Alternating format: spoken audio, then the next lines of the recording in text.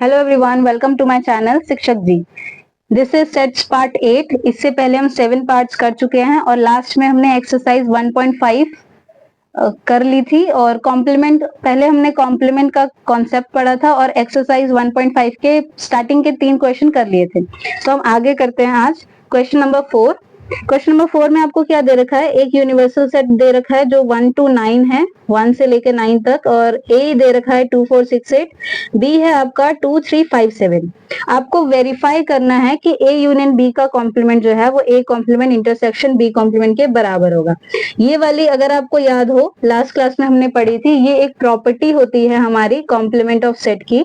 हमें ये property verify करने के लिए बता रहा है। अभी यहाँ वेरीफाई कर देते हैं। अगर हम आगे के क्वेश्चन में इसको यूज करेंगे तो इसको हम डायरेक्टली यूज कर सकते हैं क्योंकि ये एक प्रॉपर्टी होती है। तो चलिए वेरीफाई भी कर लेते हैं, पता भी चल जाएगा कि एक्चुअली में ऐसा होता भी है या नहीं। ठीक है, सबसे पहले हमें क्या निकालना है?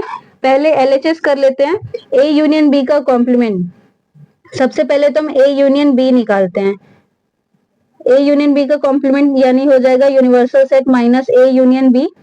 ठीक है, universal set as it is रखते हैं। ए यूनियन बी हमारा क्या हो जाएगा? यूनियन के लिए पहले हम ए लिख लेते हैं, फिर बी लिखेंगे। ए क्या है आपका? 2 4 6 8। बी लिखते हैं, बी में 2 है वो हम ऑलरेडी लिख चुके हैं, 3 लिखना है, 5 लिखना है और आपका 7 लिखना है। ठीक है, अब इसको हमें यूनिवर्सल सेट में से माइनस करना है। तो यूनिवर्सल सेट आपका है 1 2 3 4 5 6 7 8 9। इसमें से आपको 2 4 6 8 3 5 7 यानी ये वाला सारा पार्ट माइनस करना है। तो आपका क्या बच जाएगा? आपका 1 बचेगा, आपका 3 बचेगा, आपका सॉरी 3 नहीं बचेगा, हम यहाँ से कट कर लेते हैं। 2 है यहाँ पे 3 है, 4 है, 5 है, 6 भी है, 7 है और 8 है, यानी कि आपके ये वाले 7 ऑलरेडी इसमें एग्जिस्ट कर रहे हैं। तो क्या बच जाएगा हमारा? 1 और 9 बच जाएगा। ठीक है, यानी यूनिवर्सल सेट में से ये सारे माइनस करने पे हमारा 1 और 9 बच रहा है। सेकंड वाले पार्ट में कर लेते हैं। सेकंड वाले पार्ट में पहले ए का कॉम्प्लीमेंट निकाल लेते हैं। ए का कॉम्प्लीमेंट क्या हो जाएगा? 2 4 6 8 है, आप यूनिवर्सल सेट में से 2 4 6 8 माइनस कर दो। क्या बच जाएगा हमारे पास? 2 4 6 8 माइनस करने पे 1 3 5 7 और 9।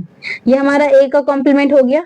बीच में हमारा है इंटरसेक्शन। फिर बी का कॉम्प्लीमेंट निकाल लेते हैं। बी क्या है आपका? 2 3 5 7 है। तो यूनिवर्सल सेट में से 2 3 5 7 हटा दो, बाकी जो बच जाएगा वो हमारा बी का कॉम्प्लीमेंट है।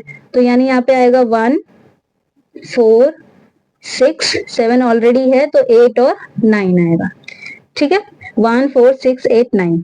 अब ये ए है, ए का कॉम्प्लीमेंट है, ये बी का कॉम्प्लीमेंट, बीच में हमारा इंटरसेक्शन दे रखा है, यानी इन दोनों में जो कॉमन आ रहा है हमें वो लिखना है।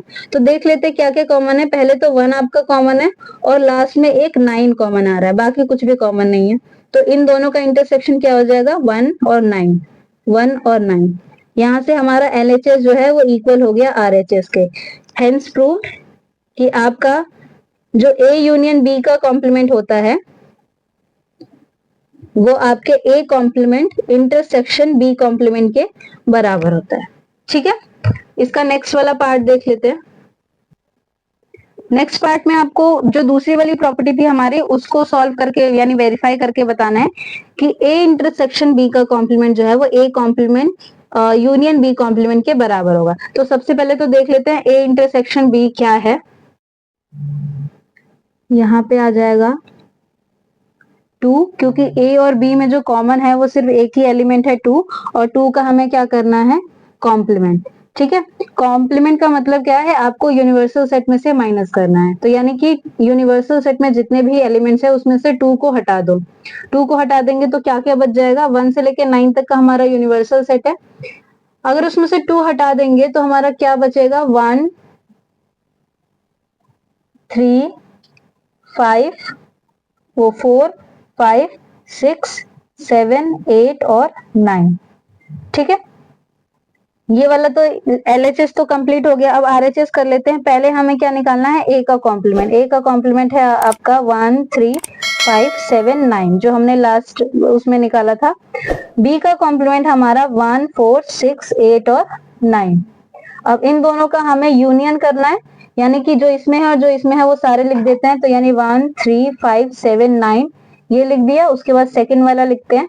1 ऑलरेडी लिख चुके हैं तो हम लिखेंगे 4 6 8 और 9 भी हम ऑलरेडी लिख चुके हैं। ठीक है, तो इसमें देख लेते हैं 1 3 4 5 6 7 8 9 है। इसमें 1 3 4 5 6 7 8 9 बस आगे पीछे है लेकिन है इक्वल ही। तो LHS इक्वल्स टू क्या हो जाएगा हमारे RHS के। ठीक है, इस तरीके से ये दो प्रॉपर्टी हमारी वेरीफाई हो गई। नेक्स्ट है हमारा क्वेश्चन नंबर 5। क्वेश्चन नंबर 5 में हमें वेन डायग्राम बनाना है। वेन डायग्राम बनाना मैंने आपको बताया था।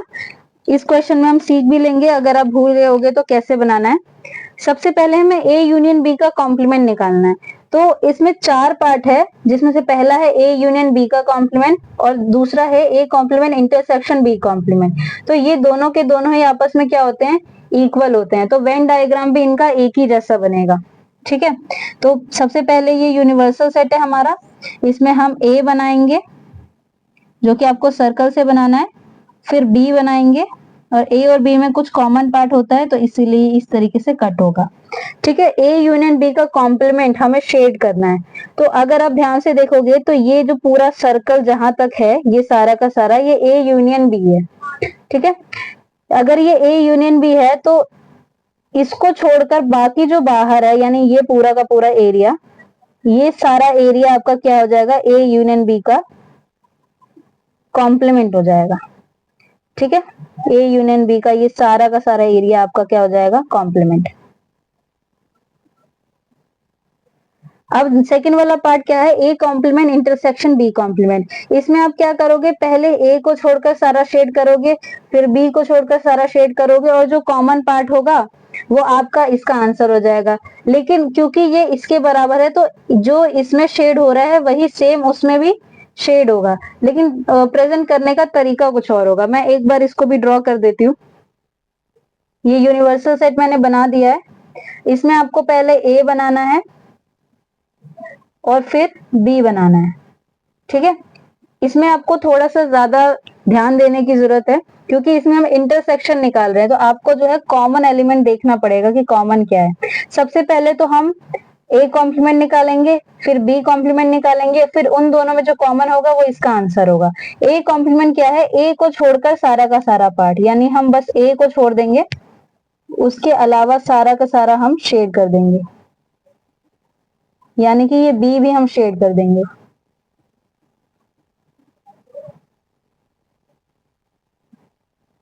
थोड़ा ध्यान से करना ये, क्योंकि ये सेकंड वाले पार्ट में आपको थोड़ी सी प्रॉब्लम हो सकती है। ये हमारा A कॉम्प्लीमेंट हो गया।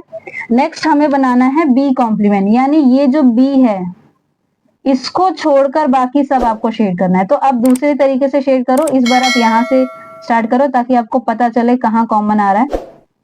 B का कॉम्प्लीमेंट बनाना है, यानी B को छोड़कर हमें सब कुछ शेड करना है। यानी B वाला सर्कल आप ध्यान रखना कहां पर है, B वाले सर्कल को छोड़कर सब कुछ शेड करना है। कुछ इस तरीके से होगा। ठीक है, अब ये B कॉम्प्लीमेंट भी बन गया और पहला वाला जो यहाँ से हमने स्टार्ट किया था वो A कॉम्प्लीमेंट था। अब इसमें हमें इन दोनों का क्या करना है, इंटरसेक्शन, मतलब जहां पर A कॉम्प्लीमेंट भी आ रहा हो, जहां पर B कॉम्प्लीमेंट भी आ रहा हो। यानी कि इजी तरीके से अगर हम बताएं तो जहां पर ये क्रॉस दिख रहा है आपको बाहर वाला एरिया, ये सारा का सारा ये A complement intersection B complement है। तो अगर आप इसका लॉजिकली ग्राफ बनाओगे यानी डायग्राम बनाओगे तो कुछ इस तरीके से बनेगा, लेकिन ये जो है बिल्कुल इसके बराबर है तो आप इसका ग्राफ डायरेक्टली ये बना सकते हो। अगर आप ध्यान से देखोगे तो दोनों के दोनों इक्वल ही हैं। दोनों के दोनों में सर्कल वाला जो बाहर वाला पार्ट है वो दोनों के दोनों में ही शेड हो रहा है। ठीक है, इस तरीके से बनाना है। नेक्स्ट है हमारा A इंटरसेक्शन B का कॉम्प्लीमेंट। तो पहले है तो हम A और B बना लेते हैं। सेकंड वाले में सेम आपका जो थर्ड पार्ट है और फोर्थ पार्ट है वो बिल्कुल बराबर है। A इंटरसेक्शन B का कॉम्प्लीमेंट और A कॉम्प्लीमेंट यूनियन B का कॉम्प्लीमेंट। तो आप चाहें तो इसको जैसे मैंने बताया वैसे बना सकते हैं, लेकिन ग्राफ दोनों का, डायग्राम दोनों का एक ही होगा। तो मैं ये वाला पार्ट बता देती हूँ। इसमें आपको क्या करना है, A इंटरसेक्शन B का कॉम्प्लीमेंट निकालना है, यानी A इंटरसेक्शन B को छोड़कर सब कुछ शेड करना है। तो ये वाला पार्ट हमारा A इंटरसेक्शन B है, इसको छोड़कर शेड करना है। तो यानी कि इसको छोड़कर बाहर जितना भी पोर्शन आ जाएगा इस बार आपको इंटरसेक्शन छोड़ना है, तो ध्यान रखना इंटरसेक्शन वाले पार्ट में आपको शेड नहीं करना है। ये वाला पूरा पार्ट इंटरसेक्शन का है, इसको छोड़ दो। ये सारा का सारा आपका क्या हो जाएगा, ए इंटरसेक्शन बी का कॉम्प्लीमेंट। मैंने ये वाला जो पार्ट है, ये वाला, ये शेड नहीं किया है, बाकी पूरा का पूरा शेड कर दिया। ठीक है, इस तरीके से आपको बनाना है। नेक्स्ट लास्ट क्वेश्चन देख लेते हैं। क्वेश्चन नंबर 6 क्या है, लास्ट नहीं, इसके बाद एक और क्वेश्चन है, क्वेश्चन नंबर 7। क्वेश्चन नंबर 6 है, U be the set of all triangles in plane. ठीक है, जो यूनिवर्सल सेट है वो सेट ऑफ ऑल ट्राइंगल्स है प्लेन के अंदर। If A is a set of all triangles with at least one angle different from 60 degree, what is A complement. यानी कि ए एक सेट दे रखा है ट्राइंगल्स का जिसमें एटलीस्ट वन एंगल जो है वो डिफरेंट होगा 60 डिग्री से। मतलब उसमें एक ना एक एंगल ऐसा जरूर होगा जो कि हमारा 60 डिग्री से अलग है। ठीक है, एक एंगल 60 डिग्री से अलग है, तो अगर एटलीस्ट वन एंगल हमारा 60 डिग्री से अलग है तो वो कभी भी हमारा इक्विलेटरल ट्रायंगल तो बन ही नहीं पाएगा। ठीक है, क्योंकि एक एंगल अगर 60 डिग्री से अलग हो गया तो बाकी के दो भी कुछ ना कुछ अलग आ जाएंगे, लेकिन अगर तीनों के तीनों 60 डिग्री होते तो वो क्या बन जाते हैं, हमारे इक्विलेटरल ट्रायंगल। तो अगर आप ध्यान से देखो तो ये ए क्या कह रहा है कि आपका जो सेट है वो इक्विलेटरल ट्रायंगल नहीं होना चाहिए। वो कह रहा है at least one angle different from 60। एक एंगल 60 से डिफरेंट जैसे ही होगा वो इक्विलेटरल ट्रायंगल नहीं बनेगा। तो यानी कि अगर ये इक्विलेटरल ट्रायंगल को मना कर रहा है तो आपका ए कॉम्प्लीमेंट क्या हो जाएगा, ए कॉम्प्लीमेंट हो जाएगा set of all equilateral triangles. ठीक है, इक्विलेटरल ट्रायंगल्स क्यों बोला है, क्योंकि इक्विलेटरल ट्रायंगल्स में सारे के सारे 60 डिग्री होंगे और इसमें जो ए सेट है उसमें बोल रहा है at least one angle different from 60, यानी ये जो है वो इक्विलेटरल ट्रायंगल को कंसीडर नहीं करेगा, इसलिए इसका कॉम्प्लीमेंट क्या हो जाएगा, आपका सेट ऑफ इक्विलेटरल ट्रायंगल्स। ठीक है, नेक्स्ट है question number 7, fill in the blanks है। ये हमने प्रॉपर्टीज में भी पढ़ा हुआ है। ए और ए कॉम्प्लीमेंट का अगर हम यूनियन कर देते हैं तो वो हमारा क्या बन जाता है, यूनिवर्सल सेट। ठीक है, फाइव का कॉम्प्लीमेंट इंटरसेक्शन ए। पहली बात तो फाइव का कॉम्प्लीमेंट होता क्या है, फाइव का कॉम्प्लीमेंट हमारा यूनिवर्सल सेट खुद ही आ जाता है। अभी बताया था मैंने लास्ट वीडियो में कि यूनिवर्सल सेट में से 5 माइनस कर रहे हैं एक तरीके से, तो 5 का मतलब तो 0 होता है, तो यूनिवर्सल सेट में से कुछ भी नहीं माइनस कर रहे हैं तो universal set as it is आ जाएगा। ठीक है, यूनिवर्सल सेट का इंटरसेक्शन निकालना है हमें ए के साथ, तो यूनिवर्सल सेट और ए का इंटरसेक्शन यानी यूनिवर्सल सेट और ए में कॉमन क्या आएगा, आपका ए सेट जो है वो कॉमन आ जाएगा। ठीक है, ए और ए इंटरसेक्शन में, ए और ए के कॉम्प्लीमेंट में हमें इंटरसेक्शन निकालना है, यानी ए और ए के कॉम्प्लीमेंट में कुछ कॉमन पार्ट जो आएगा वो लिखना है, और ए और ए के इंटरसेक्शन में कुछ भी कॉमन पार्ट नहीं आता है तो इसका आंसर हमारा 5 हो जाएगा, क्योंकि ए और ए का कॉम्प्लीमेंट बिल्कुल ऑपोजिट होता है एक दूसरे से।